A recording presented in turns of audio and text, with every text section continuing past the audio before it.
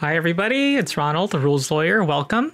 And here we are going to be reacting to a video by a D&D content creator named MrRhexx. I've only seen a few videos of his, and this was suggested to me by some people on my Discord server, which everyone should join.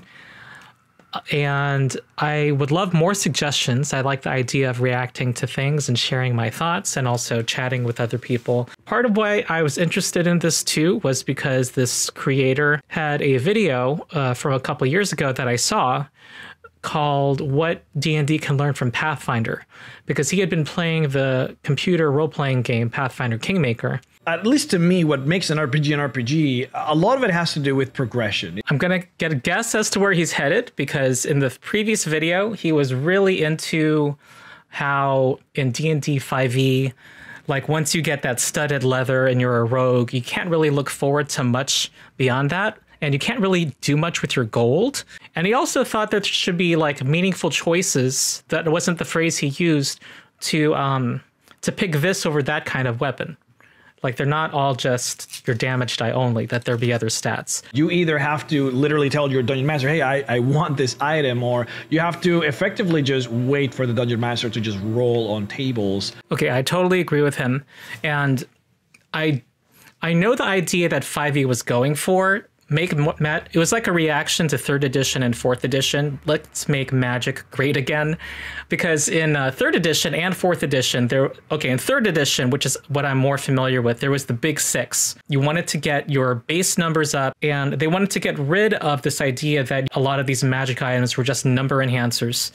So they kind of, I think, overcorrected by giving, like, okay, here are items that are not just number enhancers, but at the same time, there was now no more guidance as to when they should get these things. And it makes it really hard for the dungeon master to use the CR system, because whether you have a magic weapon makes a huge difference as to whether some monsters like gargoyles, I think, or some others are going to be as tough as written. And okay, the idea was that magic will be rare again, but what often happens is that players are accumulating all this gold, which no longer gives you XP like in older editions, but they want something to buy with it.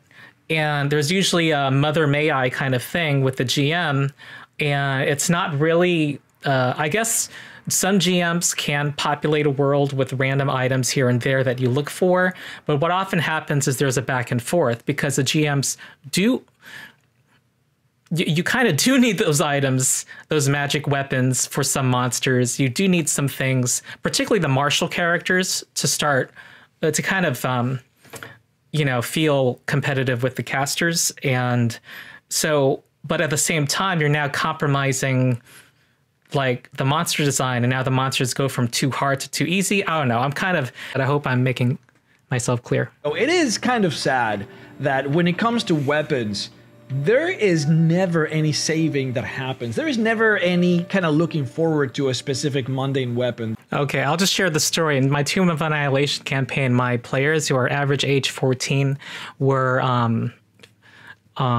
in the final dungeon finding huge amounts of gold. And everyone was like, oh, great, like really sarcastic. Yeah, that's how it feels to find gold in D&D, which is very against a whole tradition of the game, I think. It is possible that the game will, instead of giving him a studded leather +1, that instead he might get a padded armor +1. I remember this point from his other video. Yeah, it's it's just equal to the studded leather, and there's nothing distinguishing the two, except the padded one gives you disadvantage on stealth, apparently, from this chart, which is completely, yeah, that's not fun. I at least like the way that Meteor Armor sort of goes about doing it, where, I see I have it right here, the breastplate and the half plate. So the breastplate has 1 less AC than the half plate does, but it doesn't have disadvantage on stealth, which means it actually allows for the player to make a decision. Hey, should Yeah. He's all about, there needs to be, he called it not upgrades, but side grades. I don't know if that's a word, but there should be a meaningful choice between two things in the same category. If 1D&D puts out a UA, an article about the warrior subclasses, we're probably going to see what they're going to do with warrior, what people can do with their weapons, more weapon differentiation. Well, that'll be interesting. Because when he made this video, he didn't know that 1D&D was going to be coming out. I'm going to guess that this is a non-controversial request of 6th edition. There's only one stat. That happens when you only have one stat. If we had 2 stats to worry about, then there would actually be more back and forth. There would be decisions that one has to make. A lot of weapons are just literally just the same. Why is a Morning Star and a longsword and what is it, a warhammer, why are they literally just the same? Can I say, okay, there is a difference in their damage types, but I don't know, besides skeletons, if I've seen a 5e stat block that cares which kind of damage type you do. Which, that's not good. Maybe oozes? I don't know. We need to see some monsters. We need a vertical slice of 1D&D of the new edition. Maybe I should just sit here and rant and use profanity and talk about Wizards of the Coast. Maybe that'll increase my views. Have you guys actually seen what a warhammer does to plate mail? If you go and strike at a big chunk of armor and you manage to dent that armor, which would happen, the dent would actually pierce your skin, which would be not just very painful, but as you would be moving then with that that armor piercing your skin. Yeah, I wouldn't judge his setup. I mean, I know the struggle to make content and being motivated to record. I'm sympathetic. I like the fact that he has some laundry on the bed. I was teased about having a dirty room once, and I was like, whatever. We're all humans. We all pee and poop. Like, get over it. Daggers just have a better critical chance. What if they always just crit on a 19 and a 20, right? When you think about using a... Okay. He's talking about, I don't know if he's going to mention Pathfinder, but he's exactly talking about things he's seen in the Pathfinder Kingmaker role-playing game. So it makes sense for a dagger to just basically just crit all the time, or crit a lot more often. Whereas... Okay, I'm just gonna say all my thoughts. I guess this is what streams are about. Daggers are really fatal and fucked up in real life, and I don't know why they do 1d4 damage. When you get stabbed, they could pierce your kidney, a major organ. If a scythe crits, could you imagine how that would look like? You just get your arm just chopped off, like that's it. You get disemboweled. It's the crit from a scythe just... This is very calming music for such violent content. Also in the background of this, good rant that I like of his, is marshals need more interesting stuff. They need more toys. And there's a real issue of weapons being boring.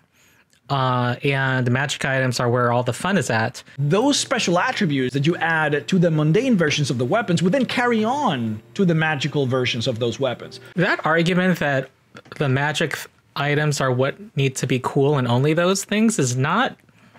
That's just an excuse. I mean, how many action movies are there or where you see some weapon and that's like, whoa, that's vicious. Imagine killing somebody with that. Weapons are... They should be cool. Instead of just using like deer leather or cow leather or whatever for studded leather, you could have, say, owl bear leather. So you would... Okay. I'm going to say Battle Zoo... I'm not sponsored, but they just put out a Monster Parts book that has a 5e version for it, where you can use monster parts to enhance your gear. There's a third-party source out there, and I trust the people behind it. Let's say that it just makes it so that it's something silly, like your stealth checks are just better. Or maybe your stealth checks are worse, but you get resistance to fire and cold. If your DM doesn't like putting magical items in the game, there just isn't a reason to have money. You might be hearing my cat, Macon. She's my paralegal. Maybe Sahagin leather just makes it so that you can swim faster, or maybe it allows you for you to... Okay, someone needs to send him the Monster Parts book. He's like, he's like giving a product pitch before that was announced. But the bigger reason for this video was because I do have this one actually crazy idea that I don't know if I would ever make something out of this, but I wanted to test it. He's not going to mention it here, but he loves teaching new players, which I relate to. He is concerned about complexity being too much for new players. I have read 2nd edition Pathfinder, and man, that I don't know what's going on there. There's just so much in there. Okay. D&D, simple, love it. All right, he needs to look at the beginner box because that book is not meant to teach. I would also he seems like a really cool guy, and I would love a chance. It doesn't have to be content to, point him, have an exchange with him. If anyone knows how to reach him, he's already seems to have made a decision. It's not for him. And I can go into what Pathfinder 2e does about armor and weapons, which he might want to do in his own homebrew. I don't want armor to just be about armor class. Literal damage reduction for just normal attacks. The idea would be to effectively grab any armor's AC and then subtract 10 and have that number that's left being actual straight up damage reduction. But that damage reduction would only apply to hits that hit the armor. This is actually more fiddly than what Pathfinder 2 does. First of all, I think you need to be a champion or a fighter, someone who has the armor specialization class feature.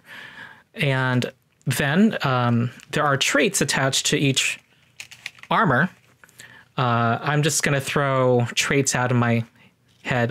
Let's just say ring mail is composite, plate mail is plate. Those traits then tell you that if you have the armor specialization feature, you get to resist slashing damage, this much slashing damage. But Pathfinder 2e removes the step of having to determine whether it hit your armor. It would just apply to all hits. So it's a little more streamlined that way, which I think is probably better, so that you don't have to figure out whether it hit your armor. The only sort of exception that would apply with this particular concept would be AC that you get through dexterity. That also help dexterity not being king, which is currently the meta in Pathfinder 2. Okay, armor. Here's the chart. If you look at the armor bonus you get in this column and look to the number to the right of it, with the exception of padded armor, which is who gets padded armor?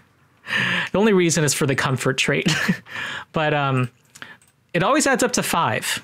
So there's actually no advantage, as long as you have enough dexterity, to getting one armor versus the other. Also note that those that have a lower dexterity cap also have a corresponding increase in their minimum strength. So this would presume a 12 dexterity and a 16 strength, a 14 dexterity and a 14 strength. There was thought put into this design, 16 dexterity and 12 strength. Then additionally, when you get to heavy armor, the number 5 goes up to 6. And so you get an effectively a potential increase in your AC of +1. And people who have seen my videos know that every +1 matters. So that means, and this is the new way I'm going to express this, a 10% chance every time you are attacked of reducing their degree of success, because you can turn their critical hit into a regular hit also in Pathfinder if you have a good enough AC. And also, this pattern continues. So this one, you cannot benefit from your dexterity at all, but you need an 18 strength. So the entire full range of strength is accommodated, whereas in D&D, to have the full plate armor, I think you only need a 15 strength. So that's something they may want to look into. Bulwark is a great trait. And that is what makes it a level 2 item, where even if you have a crappy dexterity, if you're subjected to an area effect that does damage, you get to add +3 instead of your dexterity modifier. So that helps against the fireballs and helps those, heavy armor fighters who usually do not invest much in dexterity to still, hold their own in the face of a lot of offense. Or a nerf to survivability. People are going to be taking damage that they otherwise would not be taking, which means people are going to be losing more health than they normally would. You shouldn't be fighting a bugbear early game anyways, because they can...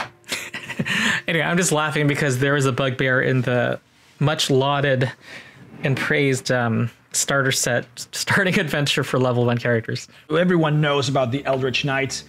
They can wear shields, heavy armor, and then they can cast a shield spell. Really any class that can cast a shield spell that can also get access to heavy armors. I'm sure that you guys have felt the pressure of those characters. And I rolled on the table for magic items. It rolled for a plate armor +2, but I just don't want to give them the plate armor +2 because I know what's going to happen. I know what's going to happen. I'm going to go out and I'm going to send them my monster, and they're all just going to miss. The balance of the game is not really that well designed for players to just keep on upgrading their armor. It just isn't. I think that is a shame. But I think with this new system, it could actually be a really good thing. I want my players to get a plate armor +2. It feels really good. I will hit armor, and I might still deal a little bit more damage to them, but like they'll feel good about the fact that they can reduce more damage. I will feel good because I can use my monsters that only have the one attack that deals a lot of singular damage. Okay, so my thoughts. Okay, first, on a number of issues he raised, yes, gold must be great again. Make gold great again. I totally believe that's a problem with 5e. There needs to be things to spend your gold on. And there, not only do the magic items not have prices, there isn't much, well, you could use the systems and Xanathars, but again, there's a lot of randomness.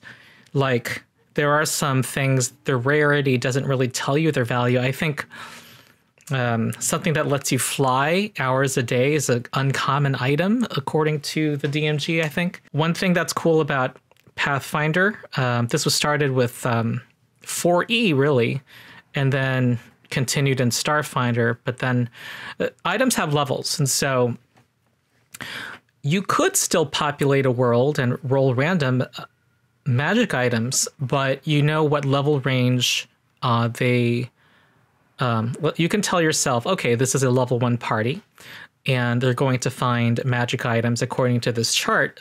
A level 10 party, you know that these are the items that the game expects them to find. Consumables of these levels, permanent items of these levels. They give you guidelines for larger and smaller adventuring parties. In addition to this amount of gold, if they find a +1 padded armor that they don't want to wear, they can sell it, and the game has the math figured out so that it's not that game breaking. You could also just abandon this altogether and just give a total value. So you could even like give some higher level items thrown in, so long as it doesn't break this number too much, and complement that with lower level items. So, there's some, you can still have randomness. It doesn't have to be clinical. The Holy Avenger, of course, that's a classic. You're going to have that. But again, these have levels. But you'll also note that the Holy Avenger is a +2 weapon. One thing that Pathfinder introduces is runes that can be moved from one weapon to another. So let's say you have this Holy Avenger with a whole big story behind how you got it as a 13th level character. You don't toss that away for a +3 sword later. You can actually find, as you level up, other weapons. Let's say they find a +3 longbow. That +3, that higher accuracy, is by virtue of a rune that's inscribed in the longbow that they can then transfer to their Holy Avenger. And that Holy Avenger will still have their special qualities. It doesn't have to be just numbers, which may be boring, but there are also runes that are property runes, such as here are weapon runes, Anarchic, which does damage against lawful creatures, Corrosive, which is like acid damage, a Dancing rune, if you want to make these things can be placed onto the weapon as well. So you can kind of customize your weapon like you customize your character. The weapons are all unique. There are traits attached to the weapons. So the scythe, he talked about the scythe. It does 1d10 slashing damage. And what's another one that does? A Gizarm does also. But that's not the end of the story. The Gizarm has the reach and trip traits. That means the Gizarm can hit a creature 10 feet away and also try to trip somebody up to 10 feet away. While the scythe is not a reach weapon, you can trip someone with it. So you can, while they have to be adjacent to you, you have this added benefit so that when you critically hit with it, after you double your damage, you get to add another d10 to your damage. So it's exactly what he said. It does a scary critical hit. They're also in weapon groups so that they are both polearm weapons. So that, remember, I said there were things that you could do if you're specially trained to wear armor. You can get damage reduction to some types of physical damage with your armor. Many martial characters are able to unlock what are called basically extra effects on a critical hit. And the Gizarm is a polearm, and when you critically hit with a polearm, you get to move them 5 feet. It's forced movement. So that's in addition to the double damage. There's a nice kit of rules here to be worked with in a homebrew. One thing I forgot to mention is that this is a level of complexity of dealing with gear that not every table wants. And one of the Pathfinder groups I'm in, or that I'm GMing, there's an official variant, and all the rules for Pathfinder are online for free. This variant rule is called automatic bonus progression, where because these runes that improve the basic math of your armor and weapons happen at certain levels, this variant gives you those improvements automatically as just a reflection of your character becoming more capable in battle. So the GM is free to not have to worry about giving them the right runes at the right time, and the players don't have to worry about spending their gold on keeping up with the math. One thing I think definitely should happen is I don't like the extra attacks mechanic. The problem with that is that it destabilizes the math. You can't account for, unless you do something unless you abandon how you do multiclassing right now, you can't really predict how, you can't really have a steady progression of damage that martials have as they level up. And it makes it harder to balance the math of the game from levels 1 to 20 because you have these huge spikes. You have a doubling of damage basically by the martials at level 5. And so that makes it very hard to balance monsters within that level range. And that's precisely where the balance of the game starts to fall apart. And what Pathfinder 2e does is that you don't get more attacks. You always are limited to your 3 actions, but your attacks are doing more damage because of the striking runes, and also because you can critically hit when you exceed the target by 10 or more. Because your accuracy is increasing with every level, your damage per round is naturally increasing. And so there's a predictable formula that's not polluted by a progression of damage, that is controllable, that is not messed with by the extra attack mechanic.